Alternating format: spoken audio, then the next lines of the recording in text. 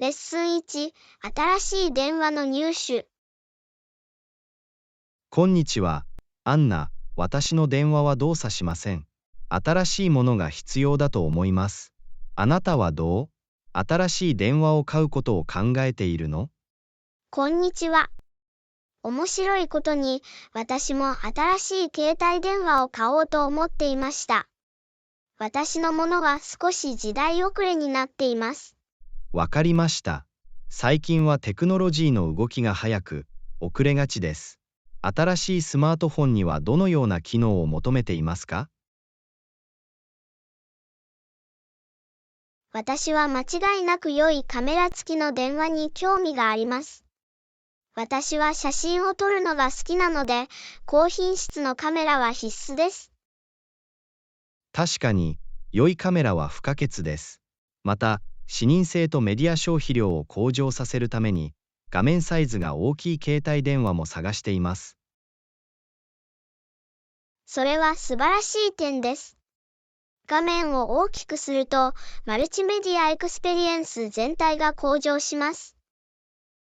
バッテリー寿命は私にとってもう一つの重要な考慮事項です。常時充電しなくても一日中使える電話が必要です。絶対に。バッテリーが長持ちするのは便利で、外出先でも接続を維持できます。また、より高速なプロセッサを搭載した携帯電話についても研究しています。スムーズなパフォーマンスとマルチタスク機能は私にとって重要です。私は完全に理解しています。高速なプロセッサは、全体的なユーザーエクスペリエンスと生産性に大きな違いをもたらす可能性があります。特定のブランドやオペレーティングシステムに傾いていますか？Android をしばらく使っているので、より快適に使えます。しかし、私は他の選択肢も検討したいと思っています。私は主に iOS デバイスを使用してきましたが、Android も検討する用意があります。心を開いて、あらゆる可能性を探求するのは良いことです。間違いなく、個人のニーズや好みに合った電話を見つけることが不可欠です。新しいスマートフォンにどのくらいのストレージ容量が必要か考えたことはありますか？はい、ストレージは非常に重要です。私は写真やビデオをたくさん保存する傾向があるので、十分な収納スペースのある携帯電話を探そしています。れは理にかなっています。十分なストレージがあれば、ファイルを頻繁に削除したり、容量不足を心配したりする必要がなくなります。同意した。必要だと思うよりも多くのストレージがある方が常に良いです。最後に、新しい携帯電話の予算を考えていますか？はい、予算は重要です。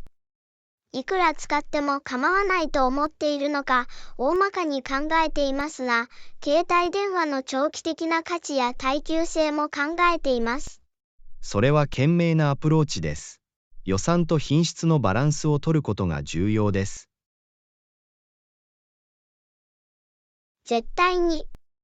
私たちはお金に見合う最高の価値を得たいと思っています。2人とも新しい携帯電話を探してるみたいね。調査を続けて、興味深い発見があれば共有しましょう。計画みたいだね。ジョン、このような重要な買い物をするときには、情報や意見を交換することはいつでも役に立ちます。同意します。アナ、お互いに最新情報を伝えましょう。検索で頑張ってください。あなたにぴったりの電話が見つかることを願っています。レッスン2、パーティードレスの選択。アンナさん、こんにちは。次のパーティー用のドレスを探しています。これはどう思う？こんにちは。そのドレスは素晴らしい。色もデザインもパーティーにぴったりです。あなたを目立たせること間違いなしです。気に入ってくれて嬉しいです。このドレスに合うアクセサリーについて何か提案はありますか？ステートメントネックレスとお揃いのイヤリングはいかがですか？エレガンスを少し加え、ドレスを美しく引き立てます。それは素晴らしいですね。ルックを完成させるステートメントジュエリーをぜひ探してみます。靴はどう？何かおすすめは？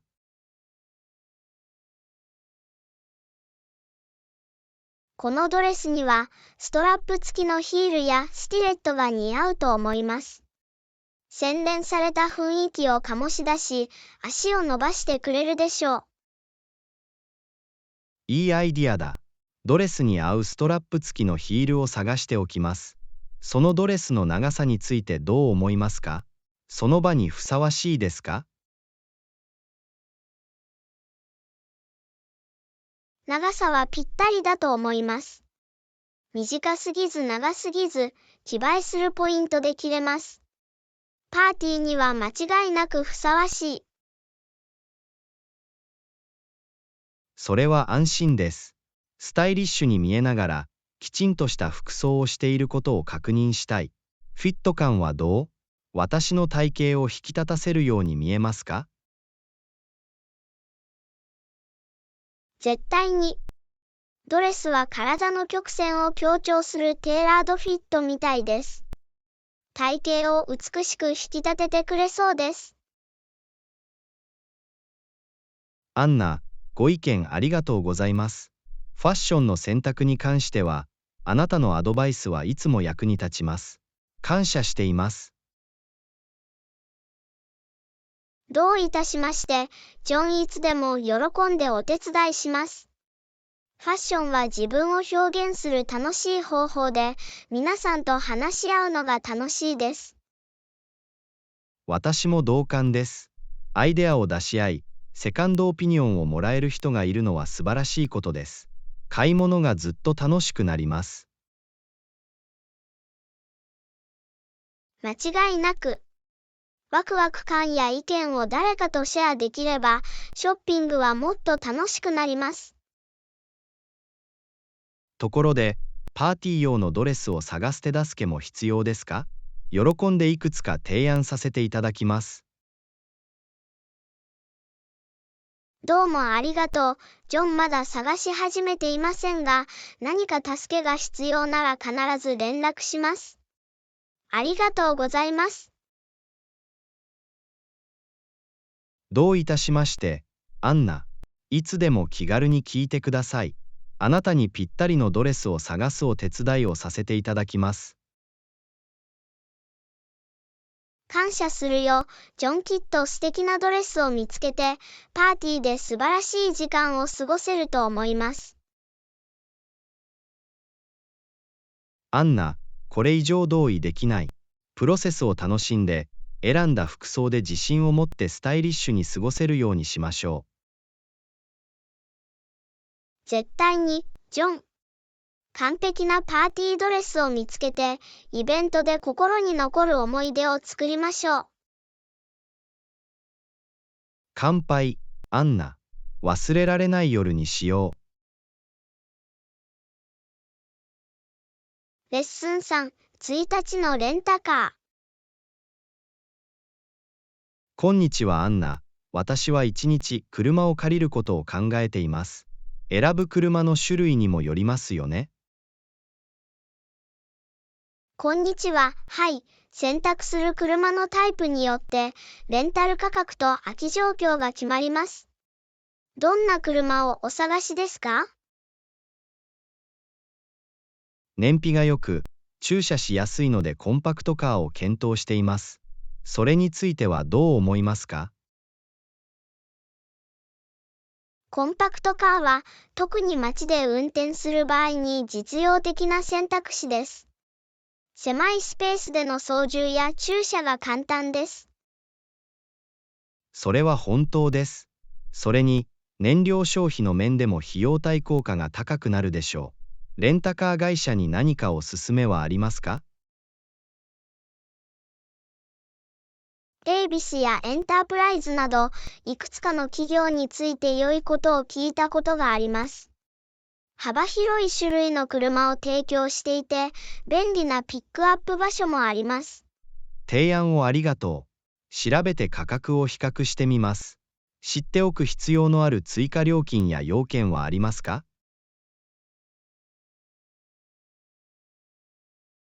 レンタカー会社によっては、保険の適用範囲や GPS ナビゲーションやチャイルドシートなどの追加サービスに追加料金を請求する場合があります。利用規約をよくお読みになることが重要です。予約する前に必ず詳細を調べます。安全も最優先です。レンタカーには保険がついていますか？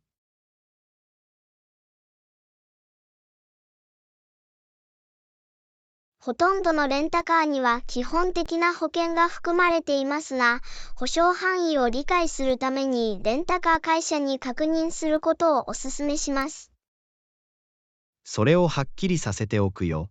さて、期間についてですが、丸1日車を借りようと思っています。それが標準のレンタル期間なの？はい、通常は終日レンタカーを借りるのが標準的なレンタル期間です。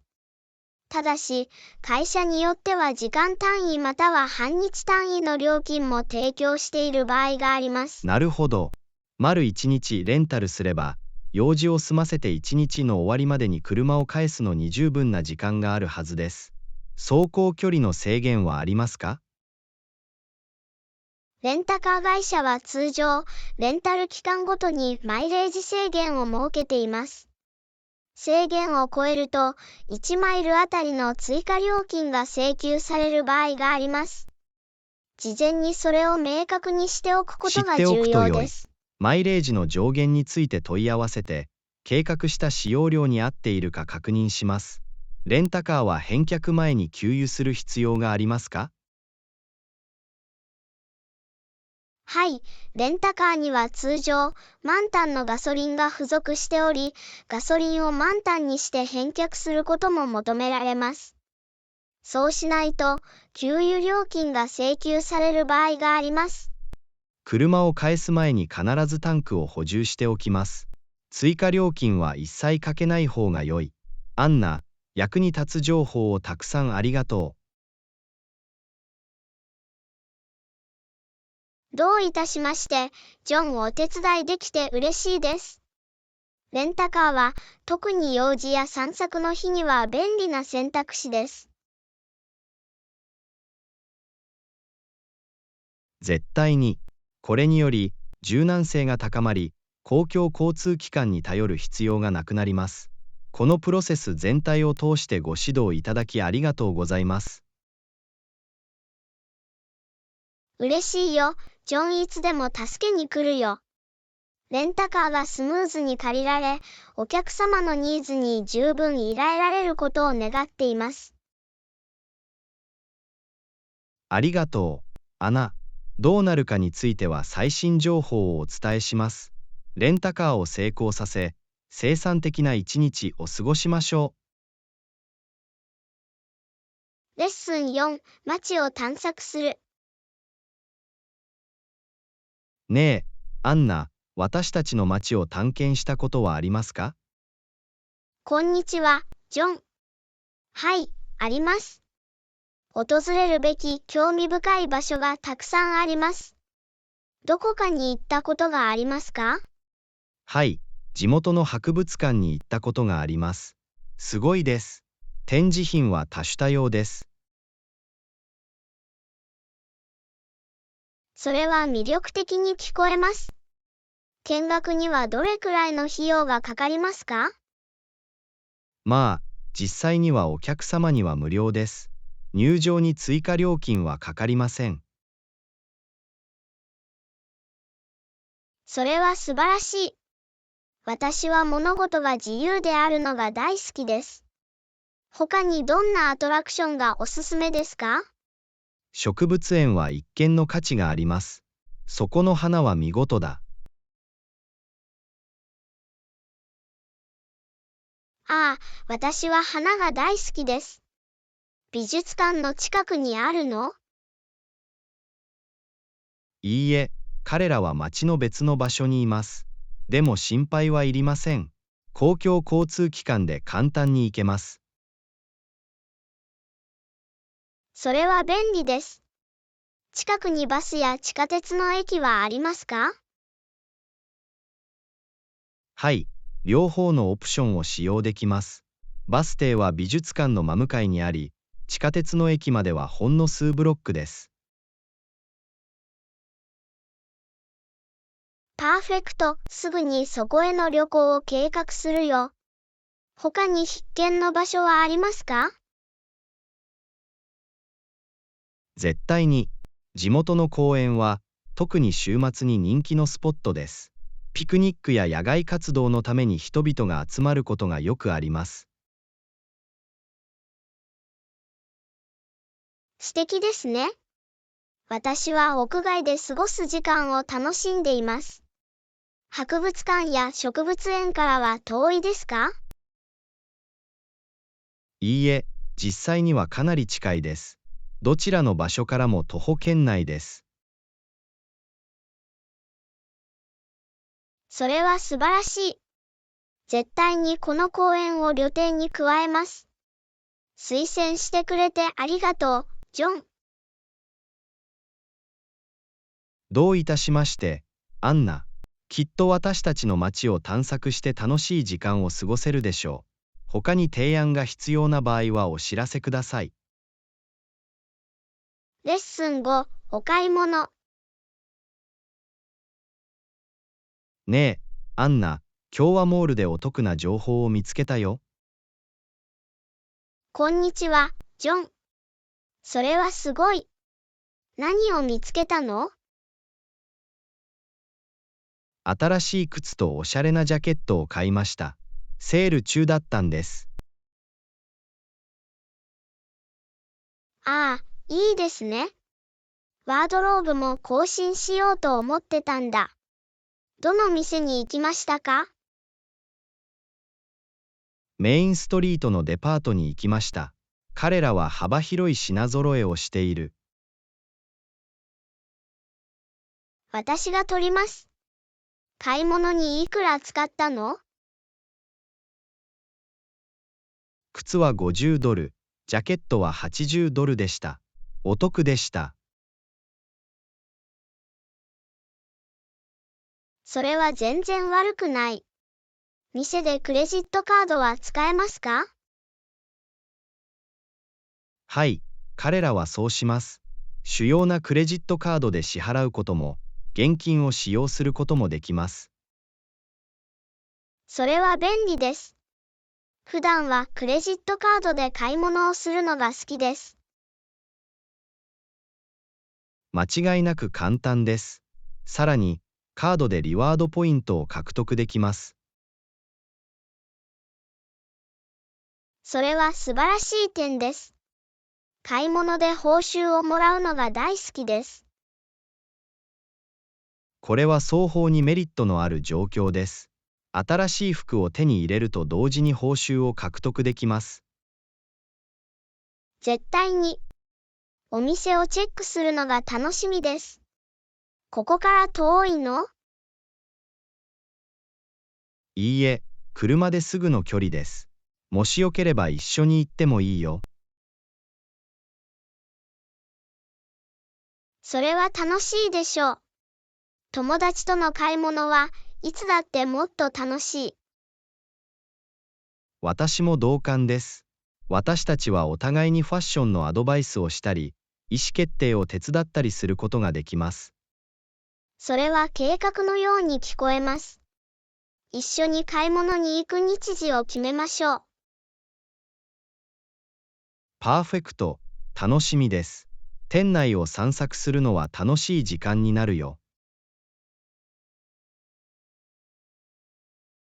レッスン6、職場でのメリット。アンナさん、こんにちは。ここで当社の従業員福利厚生について考えたことはありますか？こんにちは、ジョン。実は、ちょっと気になったんです。この会社には良い福利厚生があると思いますか？間違いない。私たちは医療費をカバーする健康保険に加入しています。それは素晴らしい。不測の事態に備えて、健康保険に加入することが不可欠です。絶対に。私たちの健康は大切にされていると分かっているので、安心できます。他に享受できるメリットはありますか？はい、退職金制度もあります。私たちは給料の一部を拠出することができ、会社もそれに見合っています。それは素晴らしい。将来の計画を立て、経済的な安定を確保することが重要です。これ以上は同意できませんでした。私たちが退職のためのネストエッグを作っていることを知って心強いです。私たちが受け取る追加の特典やボーナスはありますか？はい、業績に応じて年間業績賞与が支給されます。一生懸命働くことへのさらなるインセンティブになります。それはやる気を起こさせます。それは私たちの仕事で卓越した仕事を目指して努力するよう励ましてくれます。絶対に。私たちの努力が認められ、報われるのはいつも素晴らしいことです。柔軟な勤務時間や在宅勤務のオプションを提供している企業もあると聞きました。そのようなものはありますか？はい、私たちはそうします。当社には柔軟な勤務時間があり、状況によっては在宅勤務も可能です。それは素晴らしい。これにより、ワークライフバランスが向上し、生産性が向上します。間違いなく、健康を促進する健康的な職場環境が不可欠です。これらのメリットに感謝しています。これは、当社が従業員を大切にしていることを示しています。絶対に。これが、私たちの職場がとても前向きで協力的である理由の一つです。これ以上は同意できませんでした。従業員の福利厚生を大切にする会社の一員になるのは素晴らしいことです。そう感じてくれて嬉しいよ、アンナ。当社の従業員福利厚生は私たちの生活に変化をもたらします。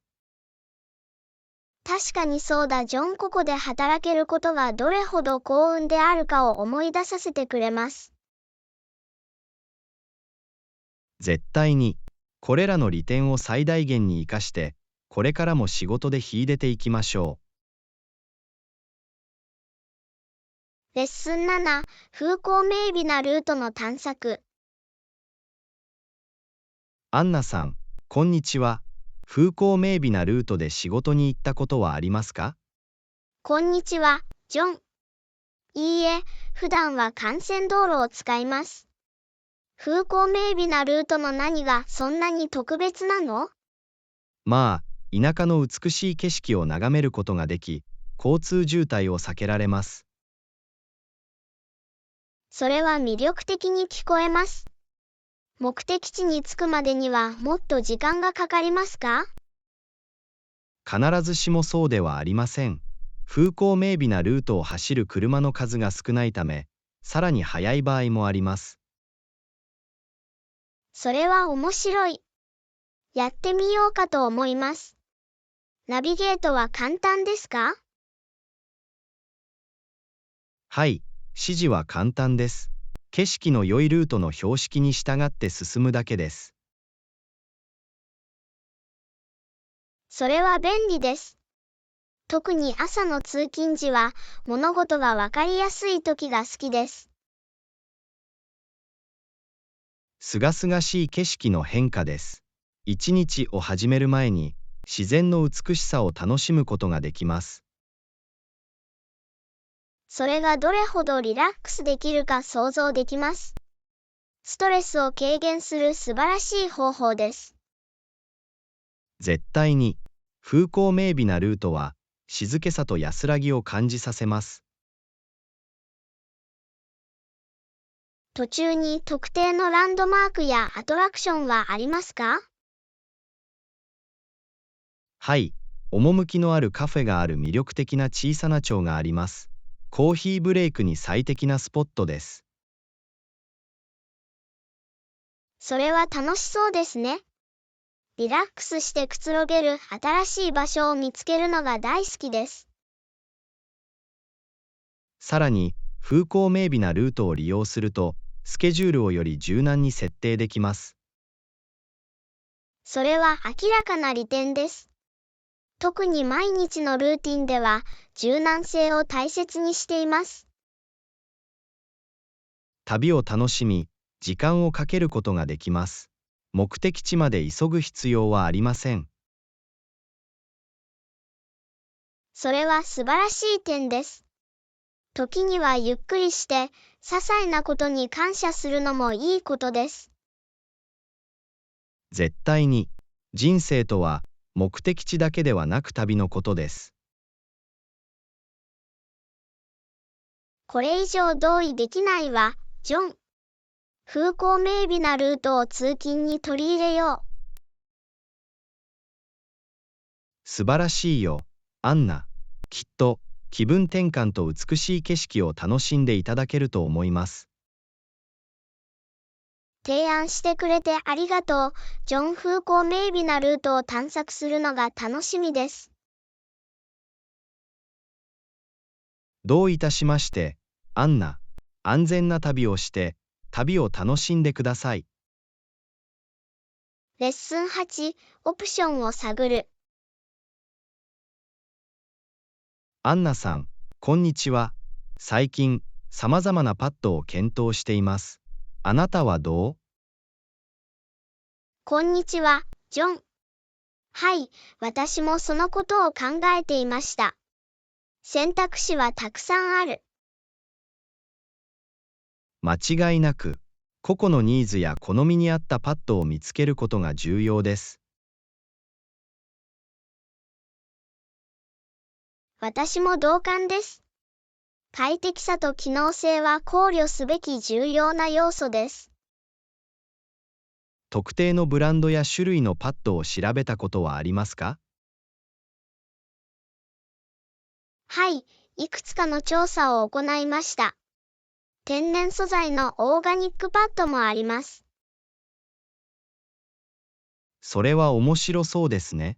環境に優しい選択肢があるのは素晴らしいことです。絶対に。私たちが環境に与える影響を念頭に置くことは重要です。また、吸収性の異なるパッドも検討しています。それは良い点です。適切な保護レベルを提供するパッドを選ぶことが不可欠です。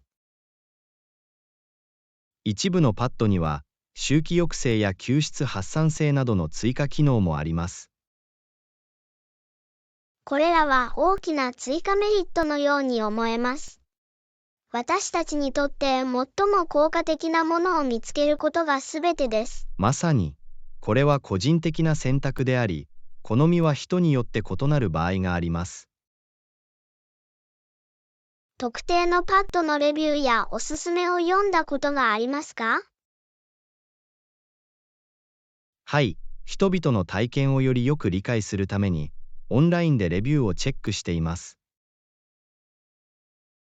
それは賢いアプローチです。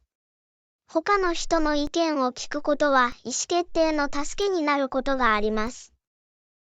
価格とコストパフォーマンスを検討する価値もあります。本当。良質でリーズナブルな価格のパッドを見つけたいと思っています。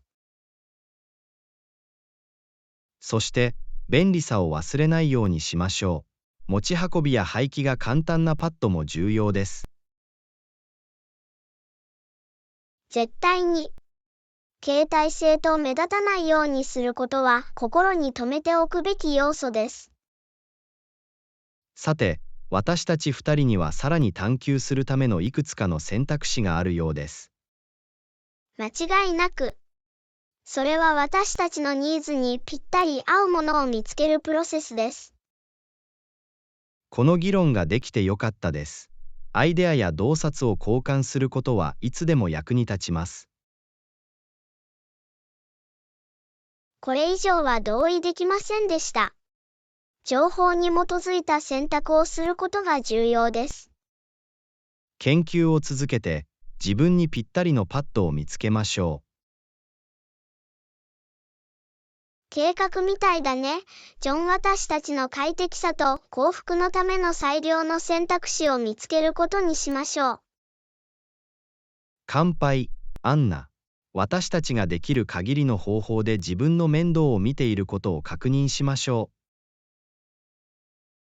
う。レッスン9、新鮮で質の高い農産物。アンナさん、こんにちは。農産物の品質と鮮度がどのように異なるかに気づきましたか？こんにちは、ジョン。はい、果物や野菜を買うときに考慮すべきことは間違いありません。絶対に、新鮮で質の高い農産物を選ぶことが重要です。私も同感です。新鮮な農産物は味が良くなるだけでなく、栄養分も多くなります。鮮度を確保する一つの方法は、地元のファーマーズマーケットで買い物をすることです。それは素晴らしいアイディアだ。地元の市場では収穫したての農産物が売られていることが多い。さらに、農家に直接話しかけたり、栽培方法を尋ねたりすることもできます。それは明らかな利点です。これにより、私たちの食べ物がどこから来ているのかをよりよく理解することができます。別の選択肢は、スペースがあれば自分で果物や野菜を栽培することです。それは本当です。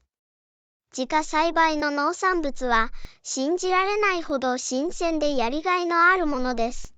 広い庭がなくても、シンプルなハーブや小さな野菜から始めることができます。これは、玄関先で新鮮な食材を入手できる素晴らしい方法です。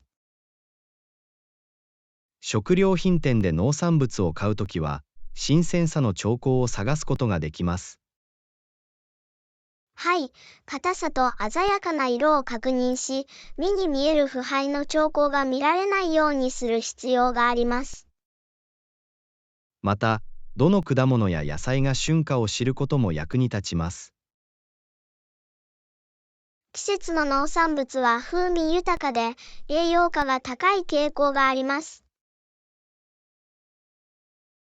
まさに、最高の品質を楽しめるように、旬の食材に合わせて食事を計画できます。もう一つのヒントは、鮮度を保つために農産物を適切に保管することです。それは重要な点です。果物や野菜が異なれば、必要な保存方法も異なります。冷蔵庫に保管する必要があるものもあれば、室温で保管するのが最適なものもあります。そして、最も傷みやすいものを最初に摂取することは常に良い考えです。絶対に。そうすれば、無駄を省き、新鮮な農産物を楽しむことができます。全体として、鮮度と品質に気を配ることで、より健康的な選択が可能になります。それは本当です。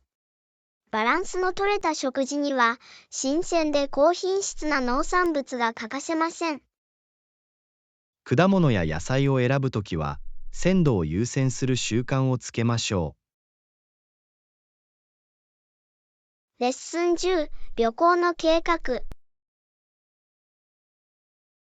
アンナさん、こんにちは。この素晴らしい目的地について聞きました。それは興味をそそられるね。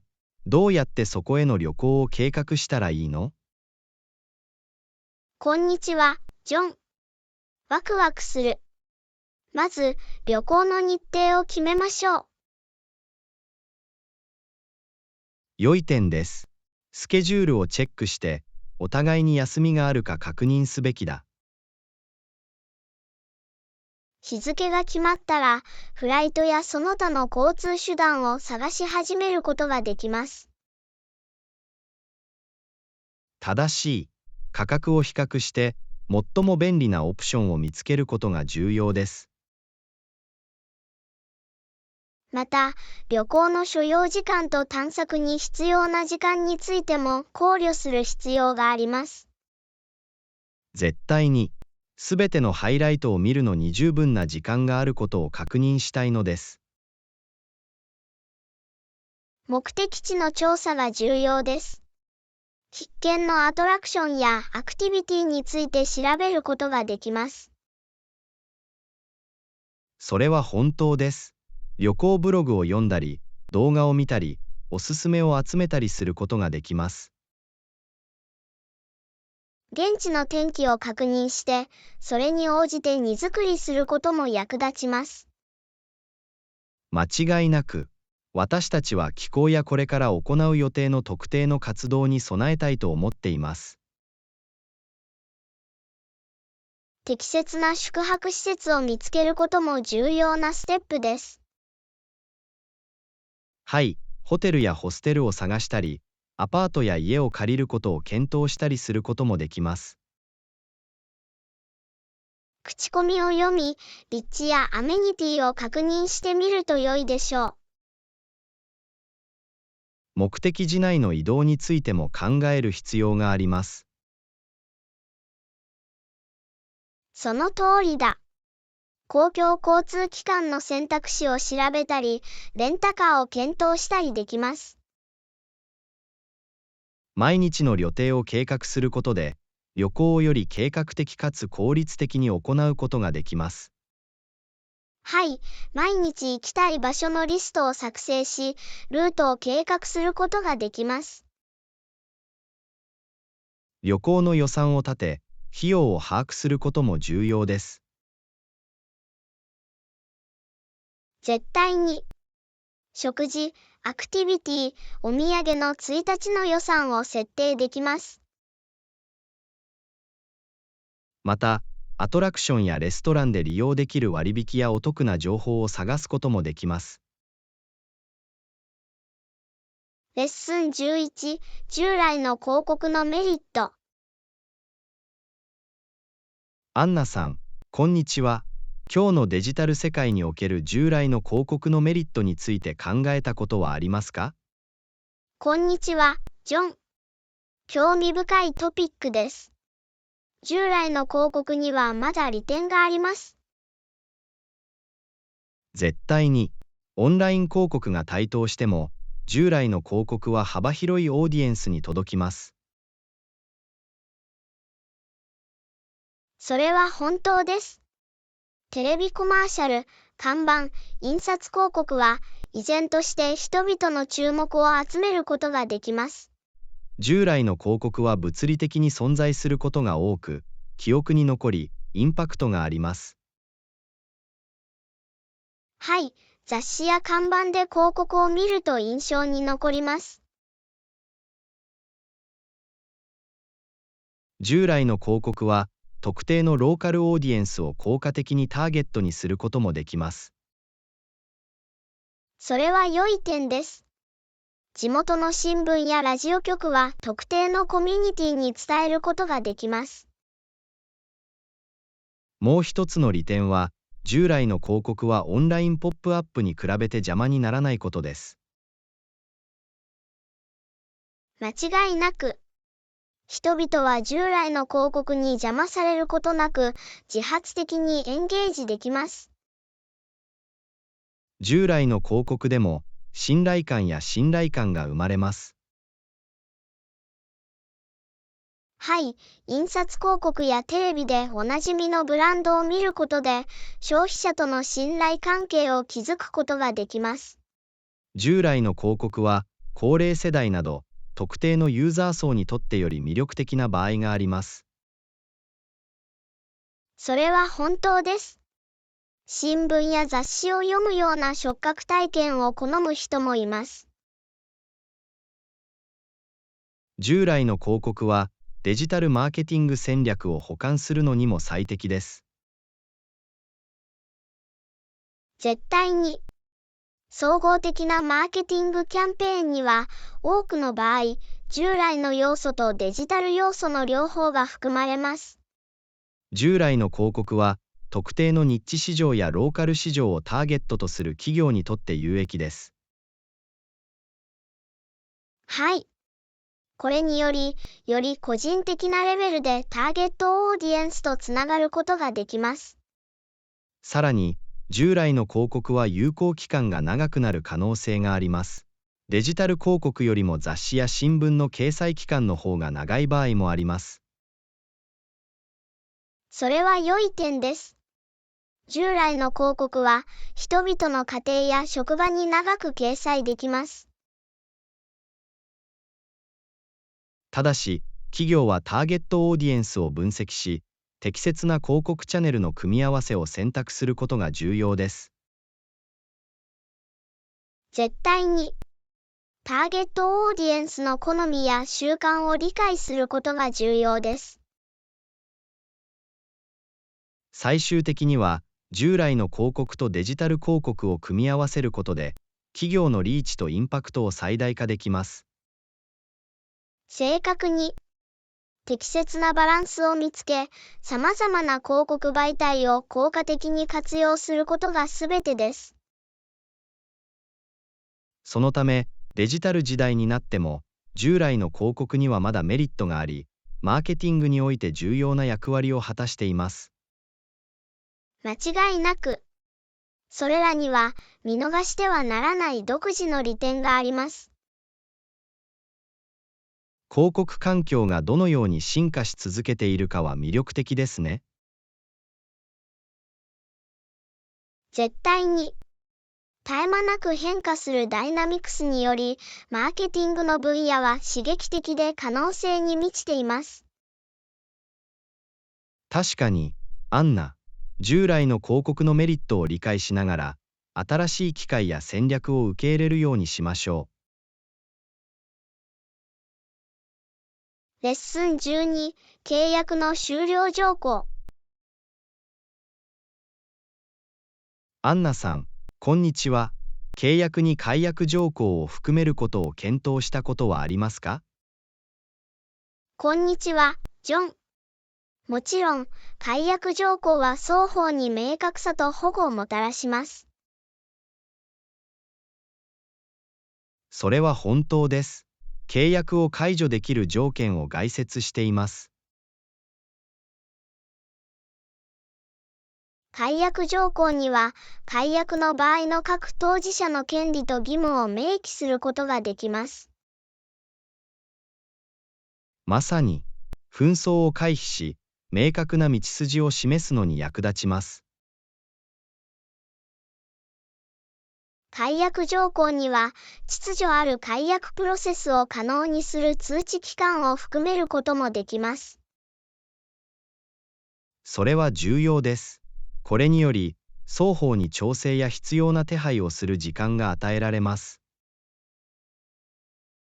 解約条項は、一方の当事者が契約に違反した場合に対処できます。はい、違反が発生した場合の結果と救済策の概要を説明できます。また、不可抗力事象など、どちらかの当事者の制御が及ばない状況を指定することもできます。正しい。不可抗力条項は、不測の事態が発生した場合に当事者を責任から保護することができます。解約条項は、契約の履行が不可能になった状況にも対応できます。絶対に、特定の条件でパフォーマンスが不可能になった場合に解決策を提供することができます。解約条項はいずれかの当事者による未払いや不履行などの問題にも対応できます。それは本当です。彼らはそのような状況の結果を突き止めることができます。解約条項には、早期解約または更新の条件を含めることで柔軟に対応できます。はい、両当事者が契約の終了または延長に同意すれば、オプションを提供できます。また、一方の当事者が都合により解約を希望する場合にも対応できます。それは重要です。これにより、契約を破ることなく解約することができます。解約条項は、契約の性質と複雑さによって異なる場合があります。絶対に、各契約の特定のニーズとリスクに合わせて調整する必要があります。契約書に署名する前に、解約条項を注意深く見直し、交渉することが重要です。はい、法律上の助言を求めることは、条項が公正であることを保証し、両当事者の利益を保護するのに役立ちます。契約交渉では、オープンにコミュニケーションをとり、解約条件について話し合うことも重要です。それは本当です。明確なコミュニケーションは、誤解を防ぎ、期待を一致させるのに役立ちます。結局、解約条項は安心感をもたらし、必要に応じてスムーズな退会を促すことができます。間違いなく、彼らは当事者が友好的に別れるのを助け、潜在的な対立を最小限に抑えることができます。プロ意識を持ち、合意された条件を尊重して契約終了に取り組むことが不可欠です。絶対に、アンナ、解約条項は健全で透明なビジネス環境に貢献できます。同意しました、ジョン。契約では常に明確で公正な解約条項を優先するようにしましょう。絶対に、アンナ、それらは保護手段として機能し、ビジネス関係の強固な基盤を保証します。レッスン13、エキサイティングな新しいスマートフォン。アンナさん、こんにちは。お店で新しいスマートフォンを見たことがありますか？彼らは素晴らしく見えます。こんにちは、ジョン。はい、気づきました。デザインはスマートでモダンです。絶対に。そして、ディスプレイの品質は信じられないほどです。色はとても鮮やかです。私も同感です。高解像度の画面では、すべてがとてもシャープでクリアに見えます。高度なカメラ機能に気づきましたか？素晴らしい写真やビデオを撮影できます。はい、カメラ技術は大幅に向上しました。これらのスマートフォンで何ができるかは印象的です。また、電話を高速かつ効率的にする強力なプロセッサが搭載されています。それは本当です。パフォーマンスは最高で、スムーズなマルチタスクやゲームが可能です。また、バッテリーの寿命も改善されたと聞きました。1回の充電で何時間も持ちこたえます。これは素晴らしい機能です。携帯電話がすぐに切れてしまうと、特に外出先でイライラします。絶対に。また、これらの新しいスマートフォンは高速充電にも対応しているため、すぐに使い始めることができます。それは便利です。高速充電は時間の節約になり、携帯電話が再充電されるのを待たずに済みます。もう一つのエキサイティングな機能は、強化されたセキュリティオプションです。現在、一部のスマートフォンには顔認識センサーや指紋センサーが搭載されています。はい、これらのセキュリティ対策は個人情報が保護されていることを知っているので安心できます。そして、ストレージ容量を見たことがありますか？これらの新しいスマートフォンには、ファイル、写真、アプリをすべて保存できる十分な容量があります。それは嬉しいですね。ストレージが不足するのは面倒なので、より多くの容量があることは間違いなくプラスです。また、これらのスマートフォンの中には、耐水性と防塵性を備えているものがあることにも気づきました。偶発的なこぼれや落下にも耐えることができます。これは、特に携帯電話に少し不器用な私たちにとっては便利な機能です。絶対に、耐久性が増し、携帯電話が日常生活で使えるようになります。また、これらのスマートフォンには高度な AI 機能が搭載されていると聞きました。彼らは私たちの様々な作業を手伝ってくれます。はい、AI 統合はますます普及しつつあります。私たちの携帯電話がどのように適応し、私たちの行動から学べるかを見るのは興味深いことです。間違いなく、ポケットにパーソナルアシスタントがいるようなものです。カスタマイズのオプションも印象的です。壁紙からテーマまで、ユーザーはスマートフォンをユニークにすることができます。それは楽しい側面です。これにより、私たちは個性を表現し、デバイスをパーソナライズすることができます。全体として、これらの新しいスマートフォンは、私たちのニーズや好みに応える幅広い機能と改善点を備えています。それは本当です。スマートフォン技術の進歩は、私たちの日常生活を豊かにし続けています。では、これらの新しいスマートフォンの購入を検討したことはありますか？私は間違いなく誘惑されます。彼らには提供できるものがたくさんあります。もう一度その店に行って、よく見てみないといけないかもしれない。こっちも同じ、アナ。可能性を探り、どれが私たちに最も適しているか見てみましょレッスン14、人間関係における信頼の構築。う。アンナさん、こんにちは。人間関係への信頼を築くためのヒントはありますか？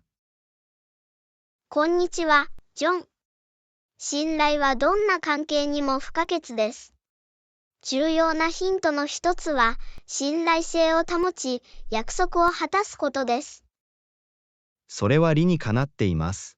約束を守ることは、私たちが信頼されて義務を果たせるということを示しています。絶対に。もう一つのヒントは、率直で正直なコミュニケーションを取ることです。透明性は信頼を築き、誤解を避けるのに役立ちます。私も同感です。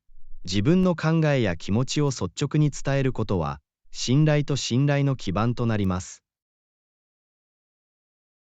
積極的に耳を傾けることも重要です。相手の言うことに真の関心を示し、相手の気持ちを確認しましょう。積極的に耳を傾けることは、私たちが相手の視点を大切にしていることを示し、信頼と理解を育むのに役立ちます。もう一つのヒントは、境界を尊重することです。相手が設定した境界を尊重し、相手のコンフォートゾーンを超えて押し出さないことが重要です。境界を尊重することは、私たちが相手の幸福を気にかけていることを示し、信頼感と安全感を育みます。信頼は一貫性によっても築かれます。言葉と行動に一貫性を持たせることは、信頼感の確立に役立ちます。一貫性を保つことで、相手が安心し、私たちの行動を信頼できる予測可能な環境が生まれます。信頼は双方向です。他人を信頼することも重要です。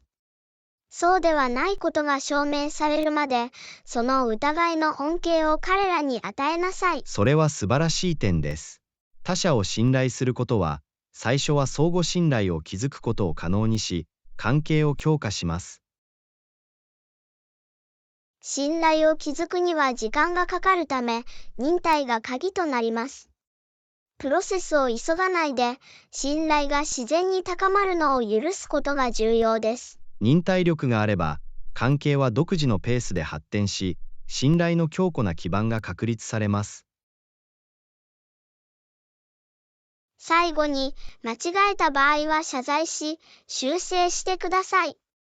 責任を取ることは、あなたが関係を大切にし、信頼を得ることに全力を注いでいることを示しています。謝罪と償いをすることは、生じた損害を修復する謙虚さと意欲を示し、信頼を強化します。信頼はどんな関係においても貴重な贈り物です。それを確立し維持するには、努力、一貫性、そして相互尊重が必要です。絶対に、アンナ。信頼は強くて健全な関係の基礎を形成し、それが彼らの繁栄と成長を可能にします。これらのヒントを覚えて、私たちの関係への信頼を築き続けましょう。ジョン。投資する価値のある生涯にわたる旅です。アンナ、これ以上同意できない。信頼を育み、私たちのつながりを育みましょう。それは有意義な関係の基盤です。確かに、ジョン。信頼は私たちの生活を豊かにし、交流に深みをもたらします。それを心から受け入れてみましょう。よく言った、アナ。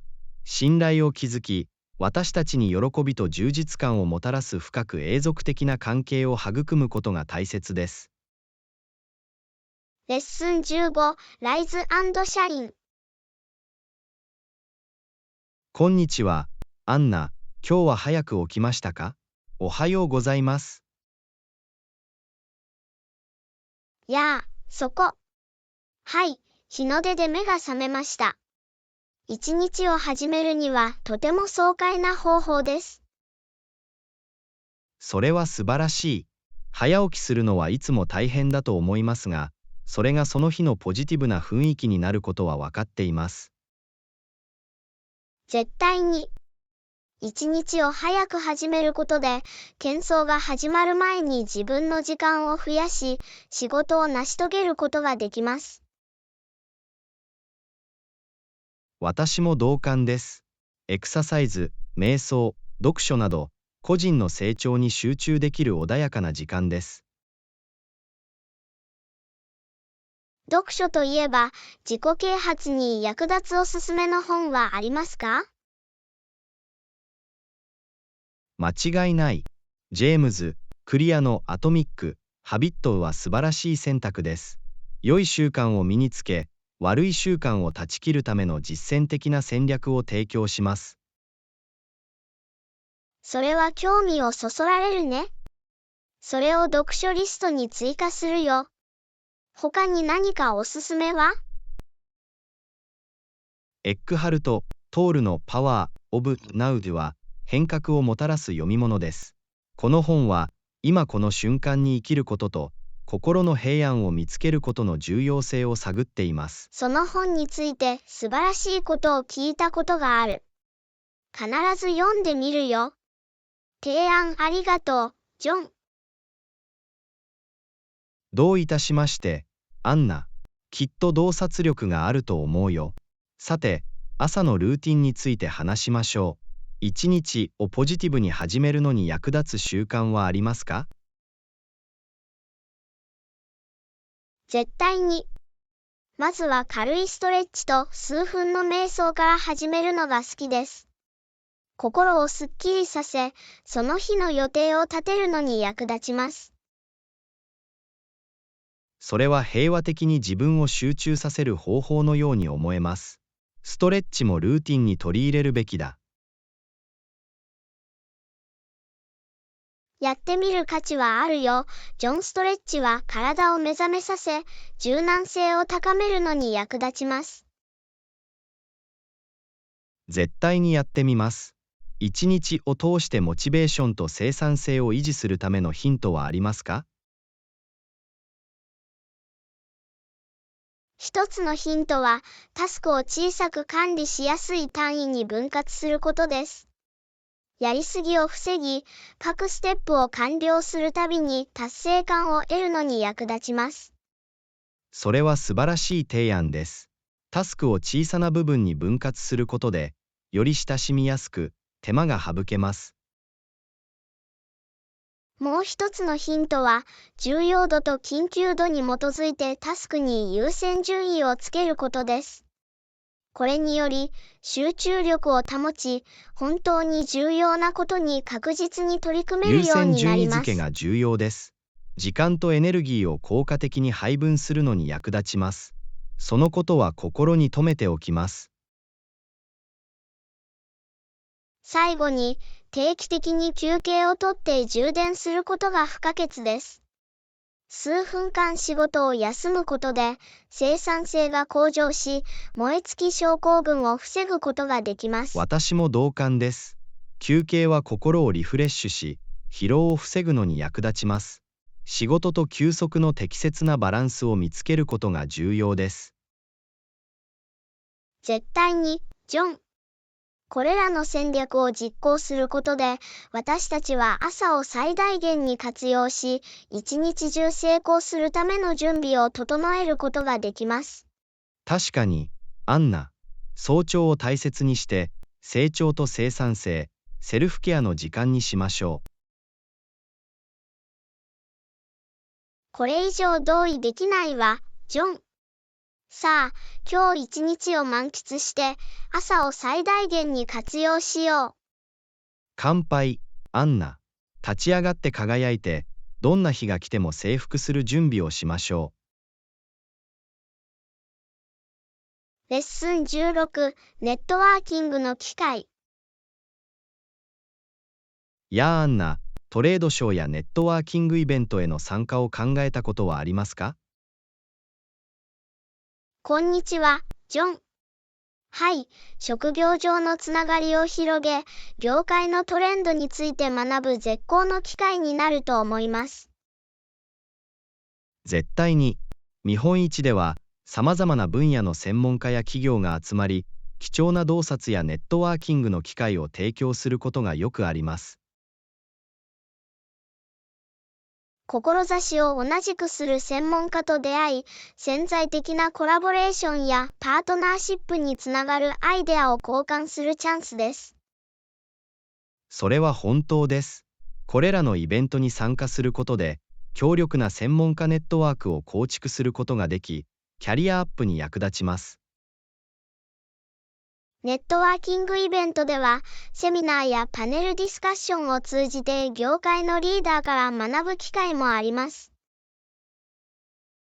はい、経験豊富な専門家の話を聞くことで、私たち自身の職業上の旅に役立つ貴重な知識とインスピレーションを得ることができます。これらのイベントには前向きな姿勢で取り組み、新しい人との出会いを受け入れることが重要です。絶対に。親しみやすく、会話に参加することで、有意義なつながりを築くことができます。また、名刺も忘れずに持参してください。連絡先情報を交換して印象に残すのに便利な方法です。いい点だ、アナ。よくデザインされた名刺があると、プロフェッショナルで記憶に残る印象を残すことができます。さらに、自分自身や自分の仕事を簡潔に紹介するためのエレベーターピッチを用意しておくと便利です。それは不可欠です。説得力のあるエレベーターピッチは、興味をそそり、潜在的なつながりに永続的な印象を与えることができます。もう一つのヒントは、イベント後に出会った人をフォローアップすることです。パーソナライズされたメッセージを送信したり、リンクトインでつながったりすることは、関係を育むのにフォロー役アップは立ちます。非常に重要です。それはあなたがつながりを維持することへの真の関心を示し、将来の機会につながる可能性があります。絶対に。ネットワーキングは継続的なプロセスであるため、エンゲージメントを維持し、築いた関係を育むことが重要です。ネットワーキングは対面式のイベントに限定される必要はありません。オンラインプラットフォームやソーシャルメディアも、プロフェッショナルネットワークを拡大するための貴重なツールになり得ます。そうだね、ジョン。仮想ネットワークはますます人気が高まっており、世界中の専門家とつながることができます。機会を最大限に活用するには、物理的なネットワーキングイベントと仮想的なネットワーキングイベントへの参加のバランスを取ることが重要です。間違いなく。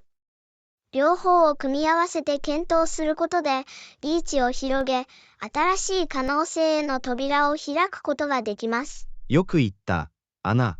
トレードショーやネットワーキングイベントに参加することは、私たちの職業的視野を広げ、貴重なつながりを築くための積極的な方法です。